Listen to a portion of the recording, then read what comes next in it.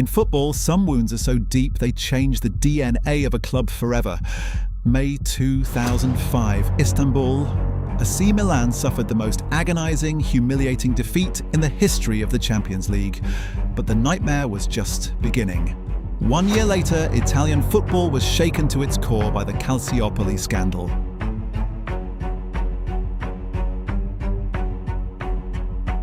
Milan were penalised. They started the new season with negative points. Written off by the press, mocked by their rivals, the world looked at this legendary squad and said, "They are too old. The empire is dead."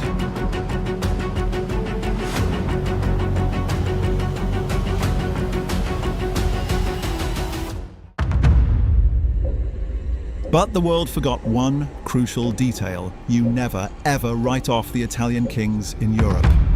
Carlo Ancelotti looked at his broken army and he prepared them for the ultimate revenge.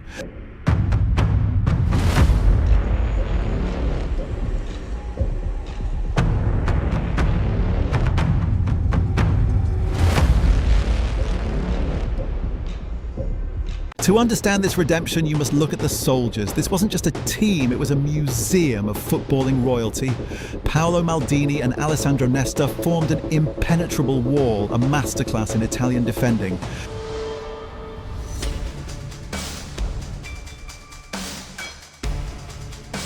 Gennaro Gattuso wasn't a midfielder, he was a gladiator willing to bleed for the badge.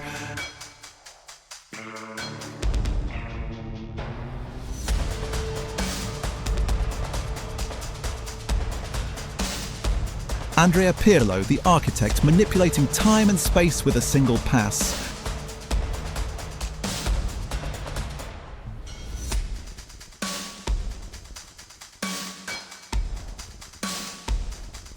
And Clarence Seedorf, the professor of the Champions League.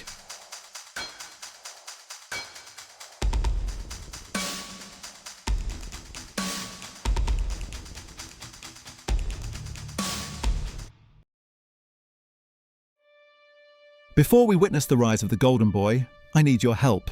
We are on a mission to monetize this channel and build the greatest independent football archive on YouTube. If you love this beautiful game, hit that subscribe button and leave a like. It costs nothing, but it means the world to our journey. Now, back to Milan. But a legendary defense needs a lethal weapon.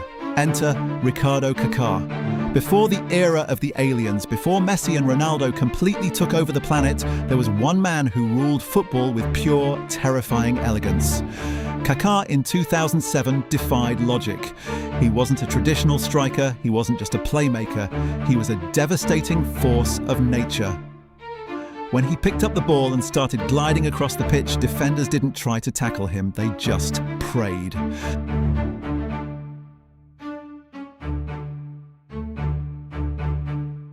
The semi-final, Manchester United, the most in-form team in Europe. In the first leg at Old Trafford, Kaka produced an individual performance that belongs in the Louvre. Momentarily away from 8 and 1-1. Jan Karlovsky. Surrounded by defenders, he flicked the ball over his head, making Gabriel Heinze and Patrice Evra collide like a cartoon before calmly slotting it past Van der Sar, the ultimate silent assassin. Who's on a hat-trick now, and Van der Sar had to turn that up. But they lost that game 3-2. They needed a miracle in Italy. What followed is known in Milan simply as La Partita Perfetta, the perfect match. Under torrential rain at a boiling San Siro,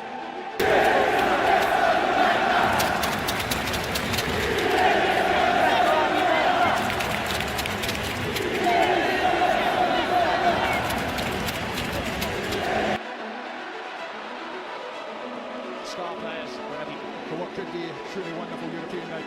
History, a magnificent setting. This has to be one of the great disappointing on the road in Europe. It's laid on. And here's Kaka again. What a dream of the All-England final. Will be in the first start for Milan. And Kaka's been waiting before for a moment. What do you see those one? But everyone gets tried to win. Well, good cross that was. He's going to have to say it off again. And it's 2-0. Manchester United have won it now. They might be in one. This could be the goal that clinches it. And it is. Milan completely annihilated Cristiano Ronaldo and Wayne Rooney. 3-0. A display of tactical perfection and pure Italian grinta that sent them straight to the final. Athens, May 23, 2007. Waiting for them in the final was the ghost of their past, Liverpool, the same team that destroyed their souls 2 years prior. The tension was suffocating, but revenge is a dish best served on the biggest stage.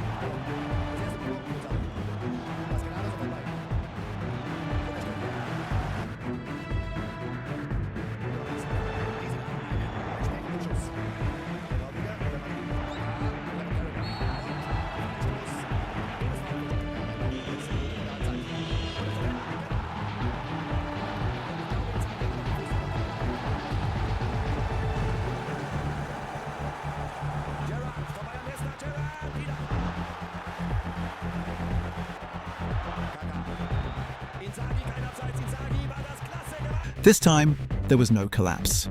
Filippo Inzaghi, born on the offside line, struck twice. The referee blew the final whistle, and the demons of Istanbul were finally exorcised.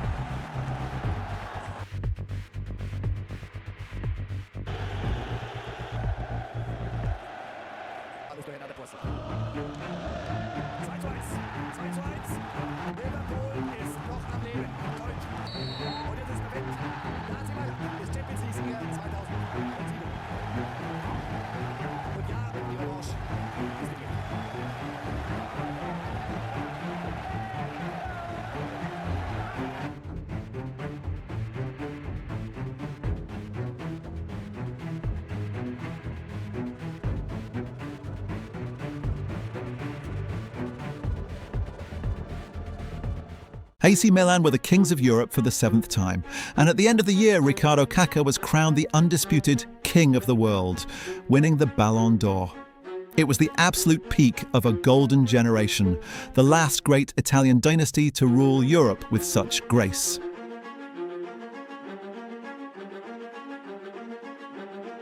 They proved that true greatness isn't just about winning.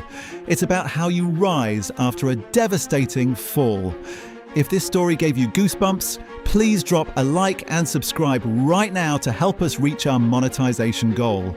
We want to keep bringing these cinematic stories to you every single week. Who should we cover next? Let me know in the comments. Until next time, Forza Milan, and welcome to Beyond the Goal.